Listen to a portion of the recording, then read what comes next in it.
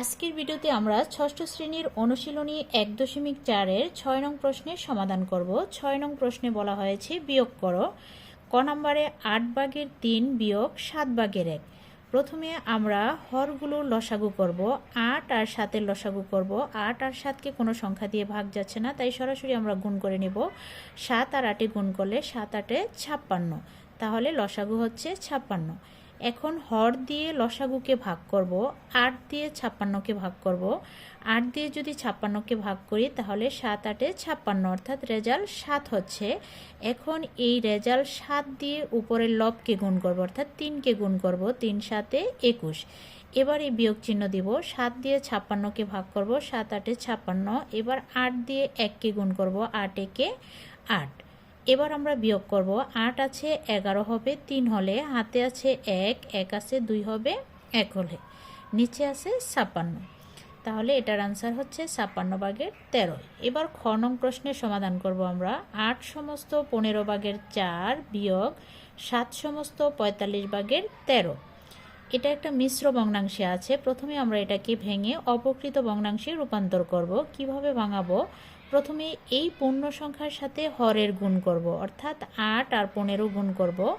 8 আর 15 যদি গুণ করি তাহলে হয় 120। এখন এই 120-এর সাথে 4 যোগ করব। 120-এর সাথে 4 যোগ করলে হয় 124। আমরা এখানে লিখলাম 124, আর নিচে হর যেভাবে আছে 15 আমরা লিখে দেব। এবার এই বিয়োগ চিহ্ন দেব। এবার এটা মিশ্র ভগ্নাংশটাকে আবার ভাঙাবো। কিভাবে ভাঙাবো? 7-এর সাথে 45 গুণ করব, অর্থাৎ পূর্ণ সংখ্যার সাথে হরের গুণ করব। 7 আর 45 যদি গুণ করি তাহলে কত হচ্ছে? 315। এখন এই 315-র সাথে এই যে লবটাকে আমরা যোগ করে দেব। 13কে যোগ করব। 13 যোগ করলে হচ্ছে কত? 328। তাহলে আমরা উপরে লিখব 328, আর নিচে আছে 45। এখন 15 এবং 45-এর লসাগু করব আমরা। এই যে 15 এবং 45-এর লসাগু, প্রথমে আমরা 5 দিয়ে ভাগ দিয়েছি। 3 5-এ 15, 5 9 45। এটাকে আবার ভাগ যায় 3 দিয়ে। 3 1-এ 3, 3 3-এ 9। এখন আমরা এই উৎপাদকগুলোকে গুণ করব। 3 5-এ 15, 3 15 45, অর্থাৎ 15 এবং 45-এর লসাগু হচ্ছে 45। এখন আমরা হর দিয়ে লসাগুকে ভাগ করব। 15 দিয়ে যদি 45-কে ভাগ করি, 3 15 45। এখন 3 দিয়ে যদি 124-কে গুণ করি তাহলে হচ্ছে 372। এই বিয়োগ চিহ্ন দিব। 45 দিয়ে 45-কে যদি ভাগ করি তাহলে রেজাল্ট 1 হচ্ছে। 1 দিয়ে যদি 328-কে গুণ করি তাহলে 328।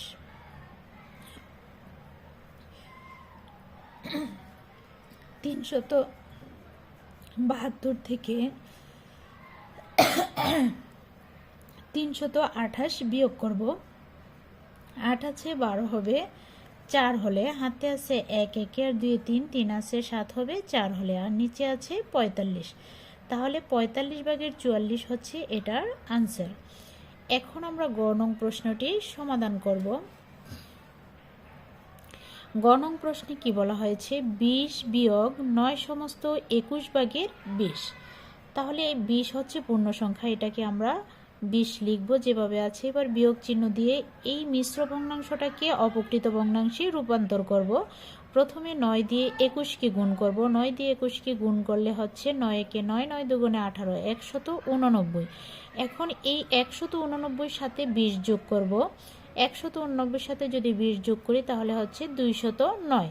তাহলে আমরা লিখলাম 209, আর নিচে হর 21 লিখে দিলাম। এখন আমরা এটার নিচে মনে মনে 1 আছে, 1 আর 21-এর যদি লসাগু করি তাহলে লসাগু হবে 21। এখন এই 21 দিয়ে 20-কে গুণ করব।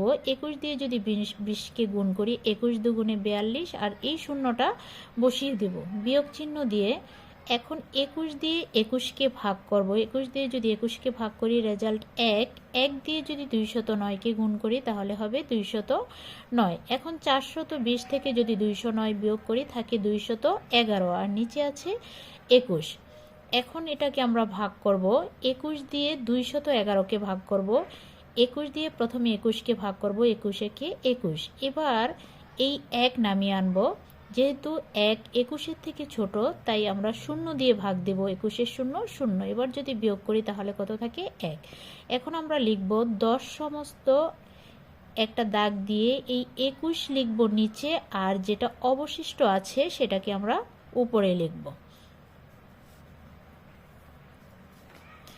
এবার আমরা ঘ নং প্রশ্নটি সমাধান করব। ঘ নং প্রশ্নে কি বলা হয়েছে, 25 কেজি 10 সমস্ত 5 ভাগের 1 গ্রাম মাইনাস 17 কেজি 60 সমস্ত 25 ভাগের 7 গ্রাম।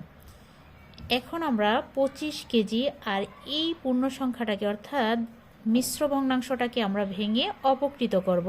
তাহলে 10 আর 5 যদি গুণ করি, 5 10 50, 50-এর সাথে যদি 1 যোগ করি তাহলে হয় 51, 5 ভাগের 51 গ্রাম বিয়োগ 17 কেজি। এখন এটাকে আবার ভাঙাবো, 25কে যদি 7 দিয়ে গুণ করি তাহলে হয় 175। এই 175-এর সাথে আমরা 7 যোগ করব, 175-এর সাথে 7 যোগ করলে হয় 182, তাহলে হলো 25 ভাগের 182 গ্রাম। এখন এখানে এই 25 হচ্ছে পূর্ণ সংখ্যা আর 17 হচ্ছে পূর্ণ সংখ্যা, তাহলে প্রথমে আমরা পূর্ণ সংখ্যাগুলো বিয়োগ করব। 25 বিয়োগ 17, এখন একটা ব্রেকেট দিয়ে আমরা লিখে দিব কেজি। এখন যোগ চিহ্ন দিয়ে এই ভগ্নাংশগুলোকে বিয়োগ করব। 5 ভাগের 51 বিয়োগ 25 ভাগের 182 গ্রাম। এখন 25 থেকে যদি 17 বিয়োগ করি তাহলে হবে 8 কেজি যোগ এই 5 আর 25-এর লসাগু করব। 5 আর 25-এর লসাগু হচ্ছে 25।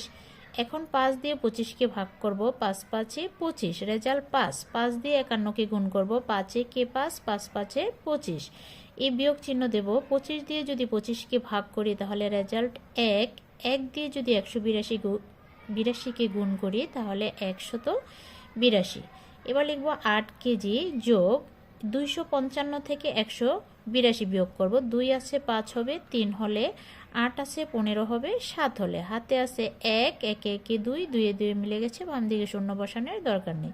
তাহলে হলো কত, 25 ভাগের 73 গ্রাম। এখন আমরা লিখব 8 কেজি প্লাস এই 25 ভাগের 73কে, মানে 25 দিয়ে 73কে ভাগ করব। 25 দিয়ে যদি আমরা 73কে ভাগ করি,